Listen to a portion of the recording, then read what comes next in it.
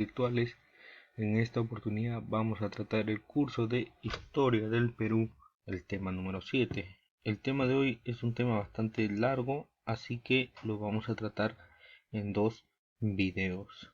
Pues corresponde hablar, ¿no?, sobre la República Aristocrática.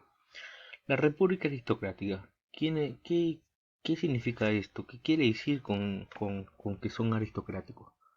Bueno, vamos a verlo ahora. El historiador Jorge Basadre define este periodo entre 1899 a 1919 como la República Aristocrática. ¿Por qué? Porque este periodo pues se describe como una sociedad gobernada por las clases altas, por la gente adinerada, por la gente que es empresaria, ¿no?, sin ninguna preparación política, simplemente tenían mucho dinero. Entonces a este periodo pues donde gobernaban las personas que tenían mucho dinero se le conoce como República Aristocrática. ¿Qué pasaba? No solamente eran pues gente que tenía mucho dinero, sino que también tenía una excesiva violencia. ¿Violencia contra quiénes? Contra el resto de población, que era la mayoría, la gente pobre. Existía por ello una exclusión al resto de la población. Acá se ve marcada qué cosa, las clases sociales, ¿no?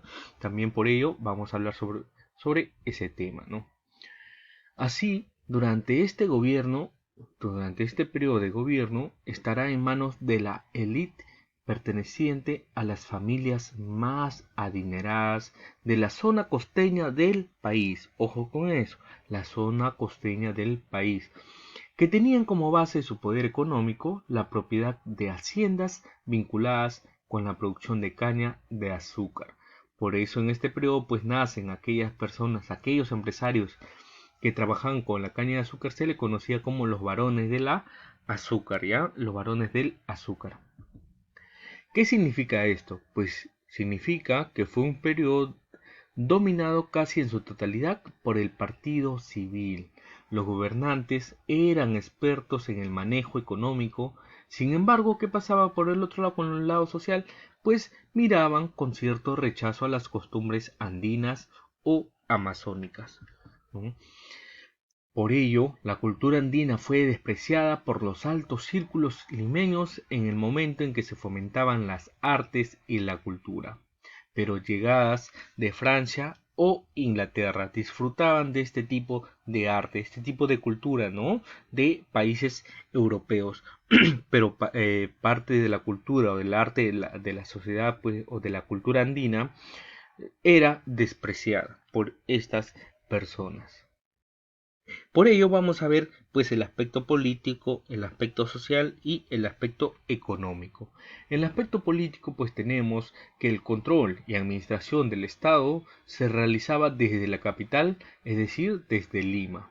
En las regiones eran los hacendados y gamonales, que eran los jefes regionales de la sierra, quienes controlaban el poder bajo la supervisión de la clase dominante que protegía el sistema político, permitiéndoles respaldar su desarrollo económico. Así pues, entre los gobernantes tenemos a Eduardo López de Romaña, quien gobierna en 1899 a 1903. Es el primer presidente de esta república aristocrática. También tenemos a Manuel Candamo, tenemos a José Pardo y Barrera, Augusto B. Leguía, Guillermo Billinghurst, el coronel Óscar R. Benavides y José Pardo y Barrera, ¿no? A pesar de la situación de estabilidad política y económica, se prestó poca atención a las reivindicaciones sociales del proletariado, es decir, de los obreros, así como tampoco dar solución al problema que afectaba a los campesinos. Se dejó de lado ello, ¿no? Se centraron más en sus problemas pues que ellos tenían en referente a su economía. En el aspecto económico tenemos que hay una agroexportación, pues el auge de la agricultura se dio principalmente en la costa con la producción de la caña de azúcar y el algodón. En cambio, en la sierra no tenía el mismo impulso, se dejó de lado, ¿no? En la sierra se mantuvo también el poder de los hacendados y de los gamonales. ya que ellos eran los aliados de los gobernantes de la República Aristocrática. También, pues en las últimas décadas del siglo XIX y comienzos del XX, se produce el llamado boom del caucho en la selva, en la Amazonía peruana, ¿no?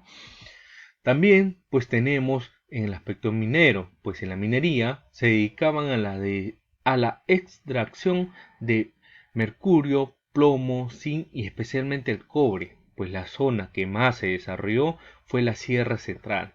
Ejemplo, pues tenemos en La Oroya principalmente, ¿no? Donde la Cerro de Pasco, la Mining Company, inició la explotación a gran escala del cobre y esto se debe a la inversión estadounidense. Obtienen también su mano de obra mediante el sistema del enganche, que no es otra cosa que el mecanismo por el cual muchos campesinos se convirtieron en obreros. Y en el aspecto de industria, pues la industria era incipiente, era reciente, recién estaba apareciendo. Entonces, pues se produjo la aparición de sociedades financieras y de seguros, con lo cual se establecieron las bases para iniciar el proceso de industrialización en el país, situación que hasta el día de hoy no se ha llegado a dar plenamente. El Estado los apoyó con la creación del Ministerio de Fomento y la Sociedad de Industrias.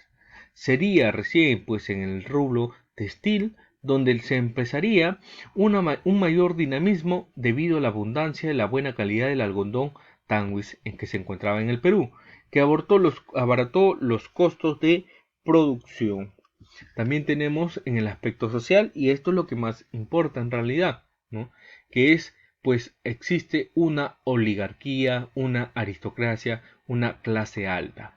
Quienes eran, pues, formaron un grupo, un círculo cerrado que se repartían los altos cargos políticos, así como la monopolización del Estado en su propio beneficio. También, pues, estos eran dueños de las grandes haciendas y de las empresas del Perú, y se encontraban unidas a través del partido civil. He ahí, pues, por qué el partido civil gobernaba el país, ¿no? También existe, pues, la clase media, que estaba compuesta por los profesionales liberales y miembros de la burocracia. Su débil situación laboral los llevaría a participar junto con los sectores populares, planteando demandas para mejorar sus condiciones de trabajo. Y por último, pues tenemos a los sectores populares, ¿no? O al pueblo en general. Estaba formada por campesinos, artesanos, pequeños comerciantes, vendedores callejeros, obreros de todo tipo. La mayoría de obreros vivía en las zonas urbanas, sobre todo en Lima. El proceso de industrialización también permitió la formación de un grupo compuesto por los obreros de fábricas, ¿no? A este grupo se le conoce como el proletariado. También pues tenemos, ahora sí, entramos ya a los gobiernos que existieron, sus obras, los hechos que ocurrieron durante su gobernado. Tenemos el Perú entre 1899 y 1908, en dos partes lo vamos a dividir, ¿no? Tenemos a Eduardo López de Romaña, quien gobierna el Perú de 1899 a 1903. El 8 de septiembre de 1899 asume la presidencia, pues, López de Romaña, quien había sido elegido por los civilistas con apoyo de los demócratas, es decir, de la coalición nacional. Posteriormente se rompe esa alianza. ¿Qué tenemos, pues, en el gobierno de López de Romaña? Pues que estableció un nuevo contrato con una nueva compañía y así surge la Sociedad Nacional de Recaudación de Impuestos en 1899. Crea también la Compañía Salinera del Perú para administrar el estanco de la sal. También con el propósito de preparar buenos ingenieros agrónomos para el mejor desarrollo de las haciendas, se trajeron expertos belgas y fundó la Escuela Nacional de Agricultura y Veterinaria. En 1901 promulga el Código de Minerías, el cual exoneró de fuertes cargos fiscales a los capitales extranjeros. En 1902 promulga el Código de Aguas, que no era otra cosa que el reparto de aguas de acuerdo al territorio que uno tenía. También, pues, en 1901 crea las juntas de vías fluviales que impulsará la colonización de la selva, en donde destaca el coronel Pedro Portillo, quien exploró las montañas del departamento de Loreto que fueron objetos de publicación. La minería también alcanzó un notable impulso con el desarrollo de la región de Cerro de Pasco, a donde llegaron capitalistas norteamericanos y establecieron la compañía del Cerro de Pasco Mining Company. Y el 23 de septiembre de 1902 se firmó el Tratado Osma-Villazón. Mediante ese tratado se estableció la demarcación directa de las fronteras peruano-boliviana. Con Chile se vivió una situación tensa a raíz de la violenta campaña de chilenización contra la población peruana de Tacna y Arica, que todavía no retornaban al Perú. Tenemos posteriormente a Manuel Candamo, pues que en la campaña electoral de 1903, ¿no?, el Partido Civil unido con el Partido Constitucional lanzó la candidatura del jefe del civilismo, don Manuel Candamo. Dentro de su primer gabinete ministerial aparecen los nombres de José Pardo y Barrera en Relaciones Exteriores y Augusto B. Leguía en Hacienda, quienes posteriormente pues gobernarían también el Perú durante este periodo de la República Aristocrática. Durante su gobierno se dio pues la huelga de gremio de jornaleros del Callao para solicitar un aumento jornal diario y labores de 8 horas útiles de trabajo. Hasta ese entonces pues la mayoría de trabajadores en el Perú trabajaba más de 10 horas al día, ¿no? Lo que a nivel internacional pues ya no se daba, si no habían logrado los 8 horas de trabajo, ¿no? Acá en el Perú recién inicia pues a buscarse ese derecho. También pues establece la ley de ferrocarriles para promover la construcción de líneas férreas. Se inaugura el primer ferrocarril eléctrico transurbano Lima-Balneario de Chorrillos, ¿no? Que ahí en la imagen vemos pues la huelga del gremio jornalero del Callao, ¿no?, que buscaban pues las 8 horas útiles de trabajo. Tenemos el gobierno de José Pardo y Barrera, su primer gobierno, ¿no? Se da pues la unión de civilistas y constitucionalistas, apoyó la candidatura de José Pardo y Barrera, hijo del fundador del civilismo, Manuel Pardo. En el aspecto educativo y cultural, José Pardo y Barrera, pues apoyó bastante, ¿no?, donde la educación primaria fue declarada gratuita, obligatoria y administrada por el gobierno central.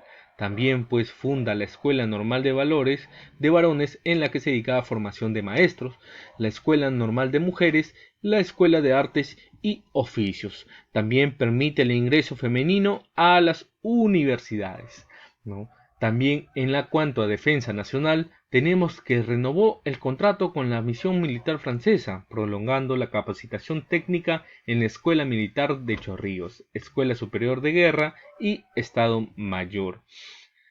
También en el campo de la defensa nacional adquirió los cruceros Grau y Bolognesi. En el aspecto urbano, inaugura el monumento a Francisco Bolognesi y construye el tranvía Lima-Callao. Se inaugura la cripta de los héroes de la Guerra del Pacífico. Y por último, en el aspecto laboral, se surge la Federación de Obreros Panaderos, ¿no?, que se hicieron llamar Estrella del Perú. Un buen dato con eso: Manuel González Prada inicia su discurso anarcosindicalista en su libro Horas de Lucha, de 1905. Y en el aspecto externo, pues tenemos el incidente entre caucheros brasileños y peruanos cerca de los ríos Chanlex y Amuenza en 1904. Chile continúa un proceso de chilenización contra la población de Arica y Tacna, que se mostraban rebeldes a permanecer al lado chileno. Tenemos el primer gobierno de Augusto B. Leguía, que se da de 1908 a 1902. Para las elecciones del año 1908, el Partido Constitucional se alejó del Partido Civil, el cual presentaba como candidato a Augusto B. Leguía. Leguía asumió el mando el 24 de septiembre de 1908. Vamos a continuar en el siguiente video nuestra sesión y hablando sobre el gobierno de Augusto B.